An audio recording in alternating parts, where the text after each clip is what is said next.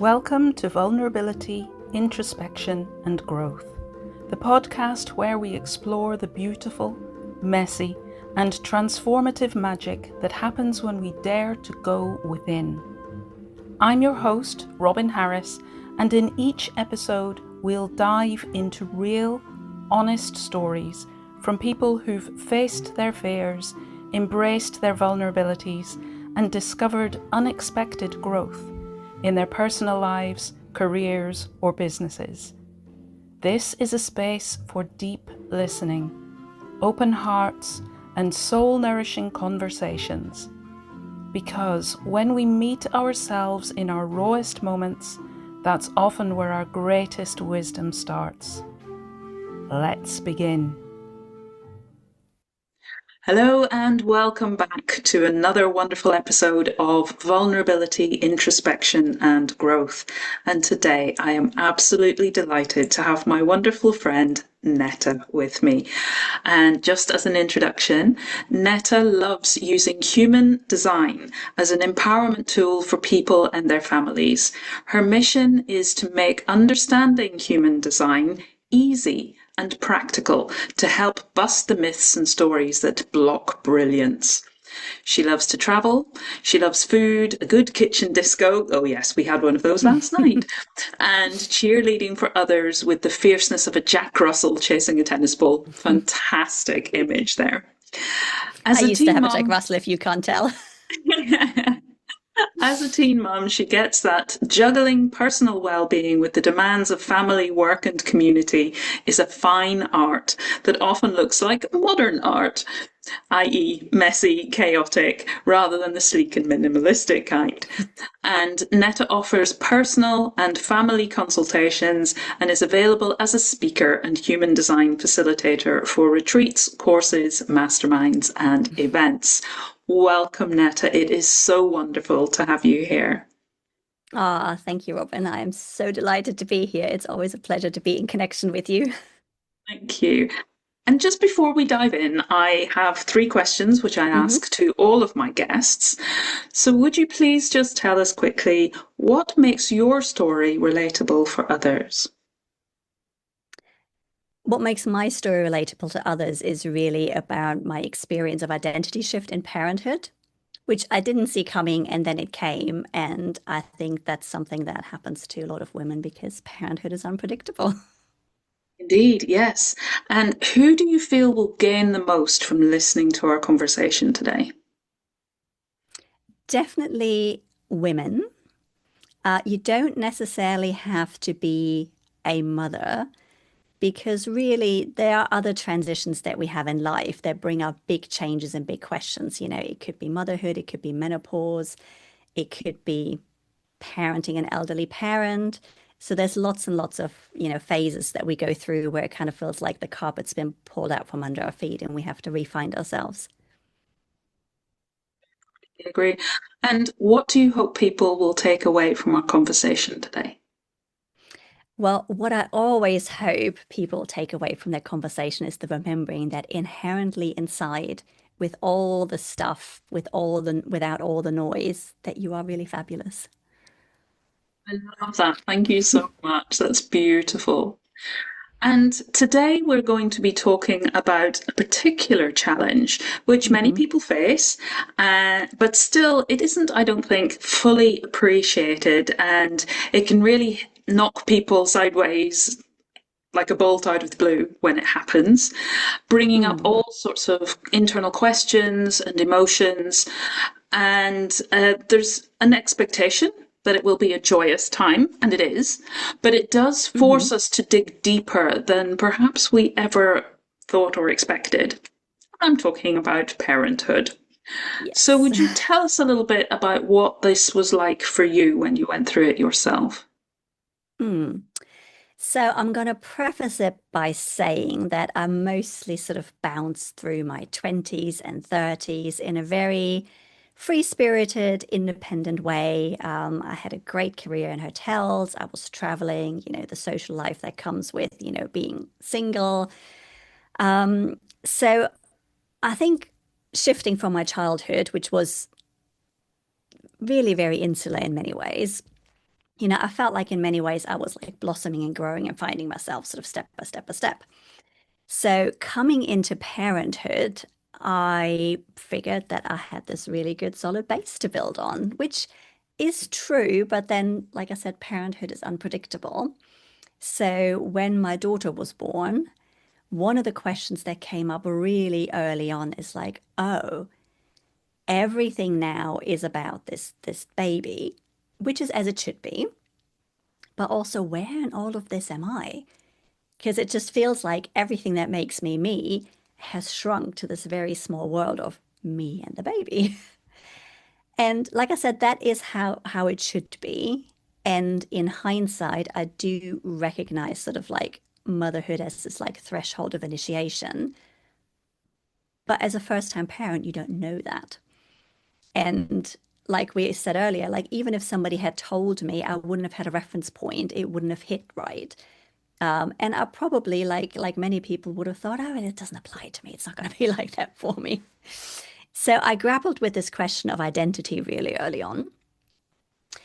And then what that morphed into over, a few months and years is, oh, okay, so I now need to like separate somehow all these stories and expectations that are coming at me. Like there's, as anyone knows, there's a lot of stories out there in the world of like, how you should be. And especially as moms, it's a total like no-win situation because, you go to work and people tell you that you're neglecting your child. You stay home, which is the path I chose, and then people think it's the easy way out. And what are you complaining about? Because you have a nice life, right? So it felt like any which way you do it, you can't do it right. So the thing you really have to do is find out like what's right for me and what's true for me and kind of let the rest of that noise go. The other thing I discovered is obviously people are mirrors. So some of the things that were being mirrored back at me, some of these expectations, some of these stories, uncomfortably, but truly were a reflection of what I was feeling. So I had to do a lot of unpicking of growing up in the 70s, being brought up, of course, by a stay-at-home mom, because at least, growing up where I grew up in Germany, pretty much like 99% of moms didn't work, like my friends' moms didn't work. And, it's almost like it's that housewife genre that I've always like rebelled against. Like, I'm out in the world, I'm earning good money, I'm living a good life. And all of a sudden, again, my world has reduced to a very domestic sphere. And my relationship, which was very equitable before, all of a sudden like shifted in balance. Not like a power balance, but in a way, a power balance because inherently being a stay-at-home mom is I didn't have my own income for those years. And one of the big questions I grappled with is like, what can I ask for now that I'm a mom? Like, I'm not earning an income. I have this caring responsibility. What can I ask for myself? Whether that's, time that I need to recalibrate, to be by myself, whether that's maybe things I want to do for myself that cost money.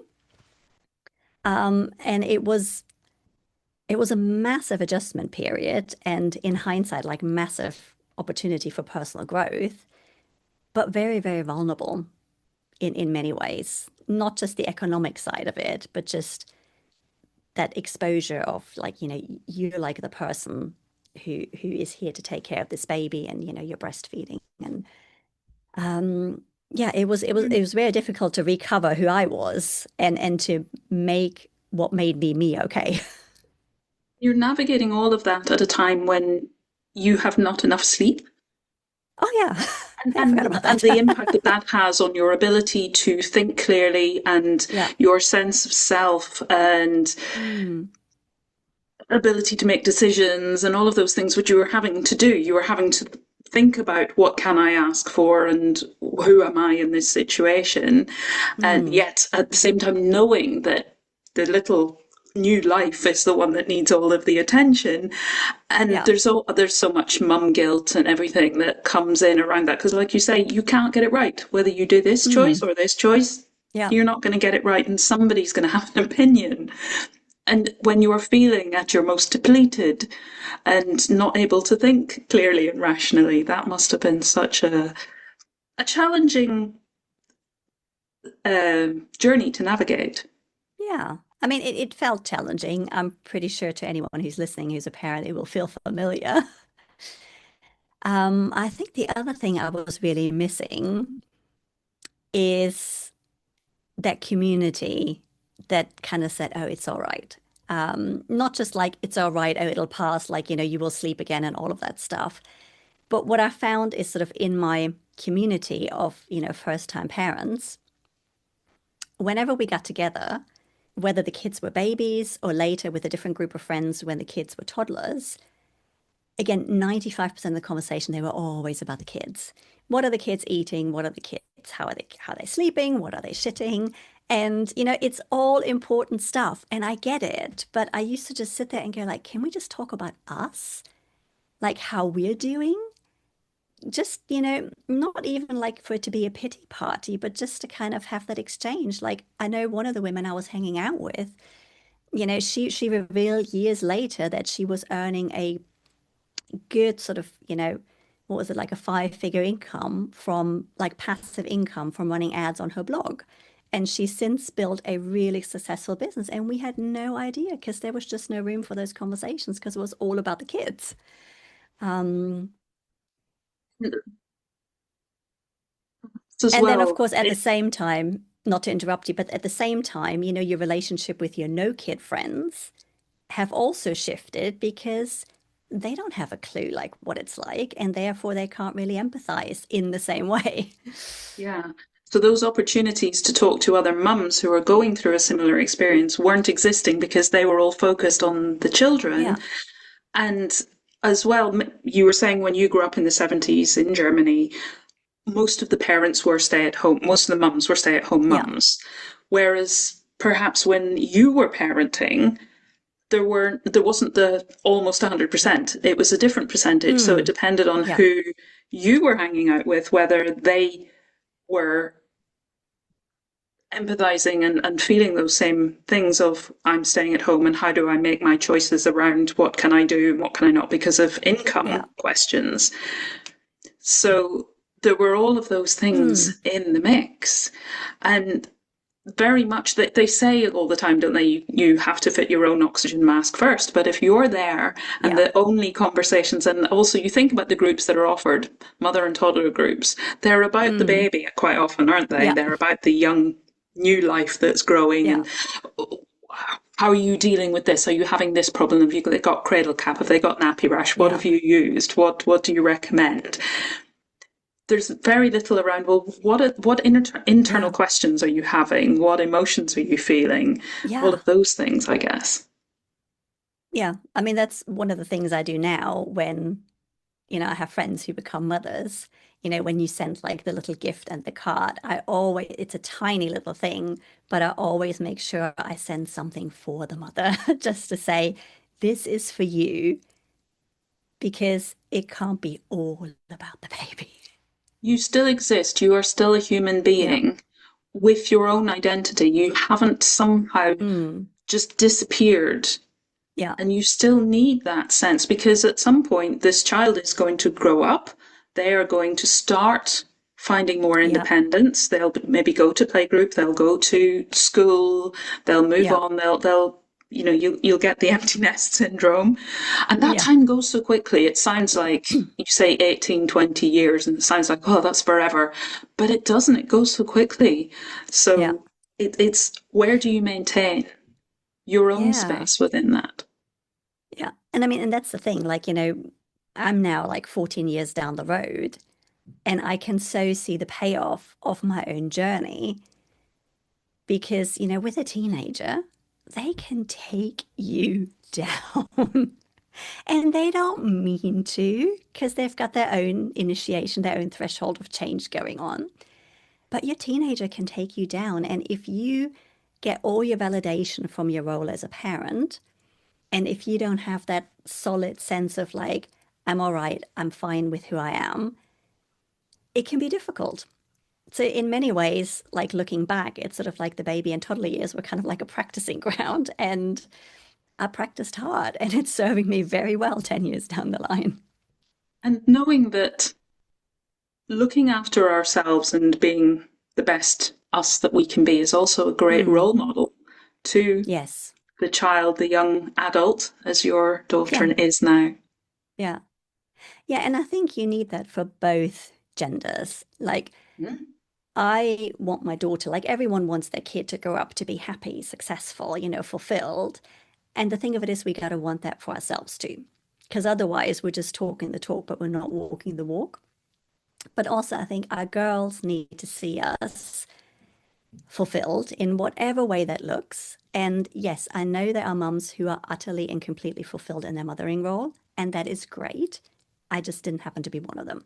I needed something else. I needed to feel like I was making another impact, another contribution. And where was I going with this? I love this when you follow a train of thought and then it just goes poof. But no, so our girls kind of need to see that, we tell them that they can be anything they want. So we need to be anything we want. And also, I think our boys need to see, like, what does healthy feminine look like? And healthy feminine doesn't look like, the mum who does everything. So they then go out in the world and think, well, that's what women do. Absolutely. And this is by no means any judgment on whatever any parent, mother, father, whatever decides to do. Mm, It's about giving yourself the permission to take the time for the care for yourself as yeah. well as the focus on your child. But focusing maybe in on the parenting, and Netta has this wonderful book, Purposeful Parenting. And in the introduction, I mentioned that you work with human design. So if Hmm. you wouldn't mind, Netta, would you just briefly outline what human design is? Because I'm sure not Yes, everybody listening to this is familiar with it. And then how you absolutely. have used that in your book to support parents, and I know that it's not just parents of children, but also re-parenting our own inner child. Hmm. So would you talk through that for us a little bit, please? Yes. And also, just to piggyback on that, obviously, not everyone is a parent, and that is perfect. Um, but a lot of people do have other kids in their lives. It might be that you have nieces, nephews. It might be that you're close to some of your friends' kids or that you have godchildren. So it goes beyond that very, close, this is my child kind of parenting relationship. So human design is basically like your own energetic blueprint. And that sounds a bit technical. So the realization I had recently around a very pivotal trip I took to Egypt is it's almost like it's your own sacred geometry. It's like all the beautiful shapes and elements that make you very uniquely you. And what human design can help us with, it can really help us remember who we are inside and kind of chip away at all those things that we've been told to be, all those shapes we've been told to pretzel ourselves in. So it's just, I mean, it's wildly accurate. It's almost like a bit scary how accurate it is. But it's just a tool to help us come back to ourselves. And my experience of it has very much been, it felt like a permission slip. So I went through that whole journey of kind of like, reconnecting with myself, reclaiming myself. And that went on probably from when my daughter was little to when she was about, I don't know, maybe 5 or so. Um, and then we made a very pivotal move from living in London to South Devon. And at some point, I discovered human design. Well, I actually discovered human design during the pandemic, really. And then I was looking at all these things and it's like, well, human design says this about me and human design says that about me. And even just on the most basic level, it was like, oh my God, these are all the things that parenthood initially took away from me, that I reclaimed, that I said, this is important to me. And they were right there. And it's like, okay. So it was almost like I'm already being this, but it felt like it was a long journey getting there. And had I known human design earlier, it would have been a shortcut. But I also know if I'd had the shortcut, I probably wouldn't have appreciated the journey and it wouldn't have taught me what it needed to teach me. And basically, how I use it in parenting and what I do with the book is, I kind of explain the basic components of human design. And I always love it when you as a parent can start with yourself. I mean, a lot of parents are very curious and they want to dive in and like figure out what their kids are all about. And it's like, okay, that's cool. And again, you already know what your kids are about, but it just gives you that extra level of validation so you can really support them in the way that they're showing up in the world because they don't have all those filters yet, right? But if you can, I always encourage people to start with themselves. Like, have a look at what this means about you, then have a look at how it impacts your parenting, then have a look at your kids. Because again, you're modeling for your kids, right? And it's no good doing like all the things to support your kids in their design when you're completely shoving yours under the rug and ignoring it. And then what I'm really, really interested in, which also comes out in the book, is I'm really interested in relationships, and parenting is a form of a relationship. So, if you and I hang out together, like, what makes you unique? What makes me unique? And how can we really appreciate that in each other? Because so often it's like, well, this is how I would do it. So why are you doing it differently? This is how I would react. Why are you reacting differently? Like, even in like intimate relationships, it's just such a great way of understanding ourselves with more compassion.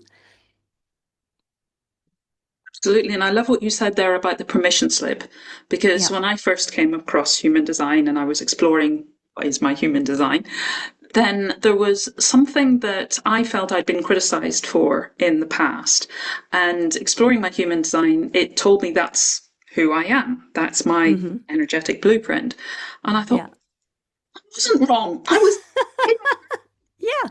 And because also often in human design, it helps you to see the benefits of the aspects of who you are, Mm. because it portrays them with their positive light. And everything Yeah. has that kind of light and shadow to it. And I think of shadow as the things about ourselves that we haven't embraced, haven't allowed light Yeah. to shine on because we've maybe been a Yeah. bit embarrassed and been through our upbringing have it has led us to feel shame about those things when we Mm. didn't need to. And I Yeah. think that for me has been the joy of coming across human design, because Mm. it has shone that gentle, soft, loving light on those things Yeah. that before I would have been shivered under the carpet because I've been Hmm. told that's wrong and that's bad. Yeah. But it's like you say, all those shoulds of how we pretzel ourselves into Yeah. mold that we think the expectations that we're supposed to fulfill. But there's also all the shouldn'ts. You shouldn't do this. You shouldn't do that. That's Yeah. wrong. It's not wrong. It's different. Like Yeah. you say, in a partnership, somebody's going to think, well, why aren't you doing it this way? Because this is my Mm. expectation. Yeah. And one other one I know of your loves is to travel. And I think that's what travel helps us with as well, because we Yeah. start to see this is the culture I grew up in that I've just taken for granted because that's my Hmm. conditioning, that's my learning growing up. But you mentioned going to Egypt, and I'm sure going to somewhere like that, you really see this Yeah. is a bit different to how I grew up. And you grew up in Germany, Hmm. I grew up in Yeah. the UK. So that travel, oh, different culture, different food, different language, different ways of dressing, Hmm. perhaps, different ways of doing Yeah. things, whether you drive on the left or you drive on the right. All of those Yeah. things that when we first come across it through travel, we kind of go, ooh, this is, and we know that it's different. But then there are other more subtle things, maybe in the way that we respond to things, things that we accept, things that we don't accept or find Hmm. hard to accept, that in that travel, Mm. I think that Yeah. exposure to culture, particularly if we do it to lots of different cultures, we begin to just go, oh, that's how they do it. That's fine. Yeah. It's just different. It's And maybe such there's a something it's in that such a that I good could learn from. analogy. Yeah.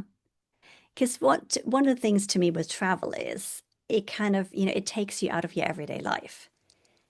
And it's just almost like, especially if you go somewhere really different, like a culture or a country you haven't experienced before, it can kind of put you in this liminal space where you're unplugged from your everyday life.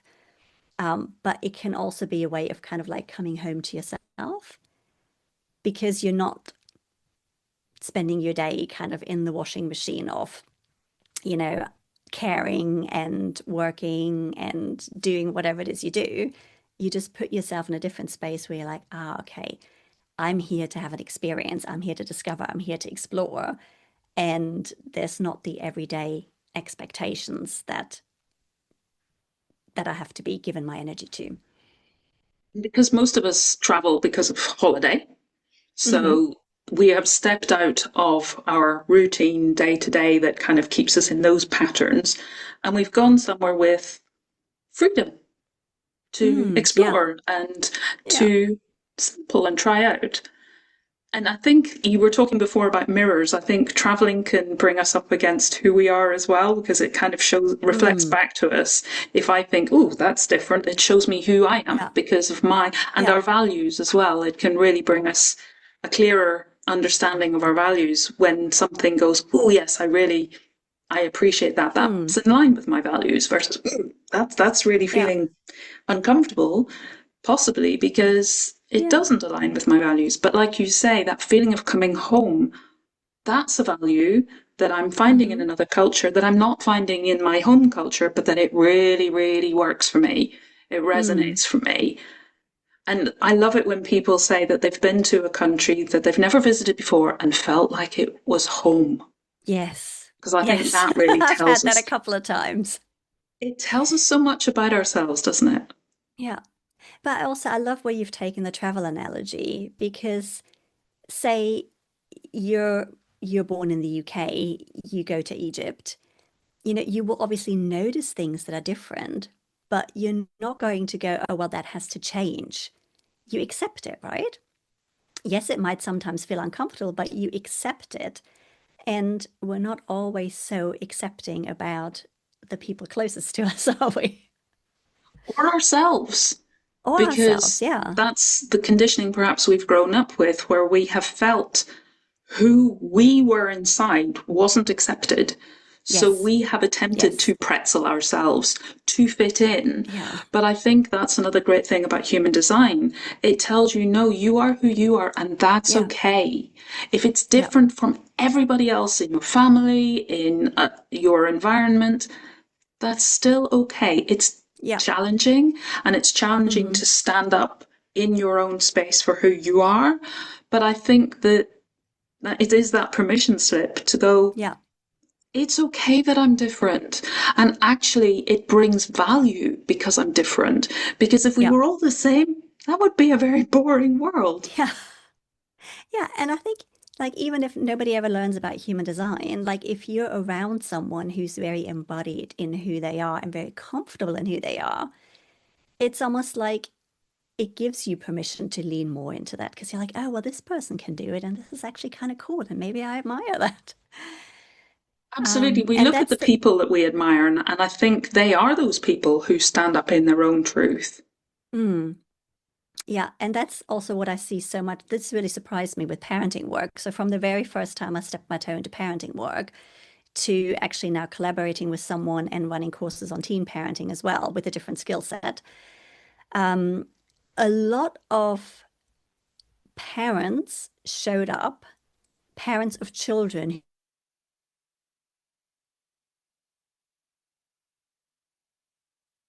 and a lot of those kids came with labels through school, whether it's autism or ADHD or whatever it is. And I'm not saying those labels are wrong, but what I am saying is like the parents in my experience felt this huge sense of relief when you can look at a kid's chart and go, well, this is how they tick. And yes, maybe that's different from how, I don't know, like a number of percent of the population tick, but for them, that's right. And this is the magic they bring. And they couldn't do the magic if they were doing the thing that everyone else does. And it's just this huge sense of like, okay, like I know my kid is fine as they are. It's just that the system they're operating in, the world that they're operating in, just doesn't make accommodations for that. And it is my Absolutely. great hope that as we change as humanity, it is my great hope that that will shift. And I think what human design is also saying that as we are walking into the future, it is very much becoming about like less power to official structures, more power to within yourself. I And love if that. if And that's it's the flavor, then let's start now.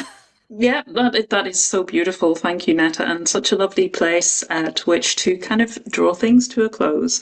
Yeah. And I'm sure if you're watching this, that this is a fascinating topic of conversation, and all that you're sharing, Netta, is really just tip of the iceberg, a toe in the water. Mm. So if you would like to know more, I will share all of Netta's links below and along with the link to her book. But just, Netta, if you would tell us quickly, where can people find you if they're listening to this conversation and thinking, Mm-hmm. I need this for me, and I would Yeah. really love to share it with my family. Okay, so the easiest way to get started is if you hop over to empoweredhumandesign.com, and if you do /chart, you have a page where you can enter your details and you can run your human design chart. And I've developed something really cool where you've got clickable links, so you don't have to like go buy anything. You can just click on some links and have some more information to kind of dip that toe into this new territory. And also because I've recently recorded my book as an audiobook, and Robin was brilliant at giving me information based on her experience, I started with recording all of my blog posts as audio. So if you're going, I can't be asked to read a 5-minute, blog post, you can just plug in some earphones and listen to it. It's so And fantastic. if you're not ready to run your design, if you're not ready to run your human design chart, then just look at Empowered Human Design on Instagram, and I'll hang out there a bit. Yeah, your posts are lovely. And I love your charts because I've downloaded various different charts at different times from different places. But yours is wonderful because it has those links. So you might come across something in your human design and think, I'm not sure what that means, or what does that Yeah. mean for me and my life? And because of the way you've set it up, Netta, you just click on that link and it takes you to a much bigger chunk. It's not overwhelming, but it is a bigger chunk that really helps you to dig down a bit deeper and to think, how does this work for me? And how might this play out in my life? How might I use this? How might I, like you said about the magic, how might I bring forth my magic and really experience my magic from this greater understanding of my human design? So thank you so much, Netta. Thank you for joining us today. Thank you for all that you have shared. It's just been a joy. Thank you for this conversation. I really appreciate it.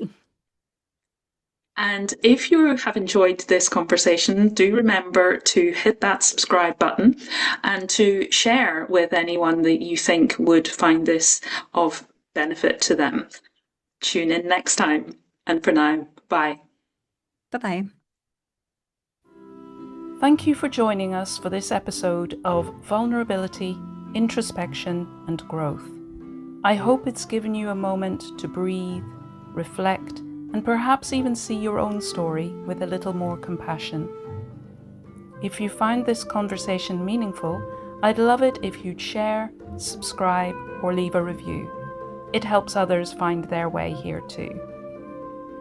Until next time, take gentle care, and remember, the journey inwards is where the real growth begins.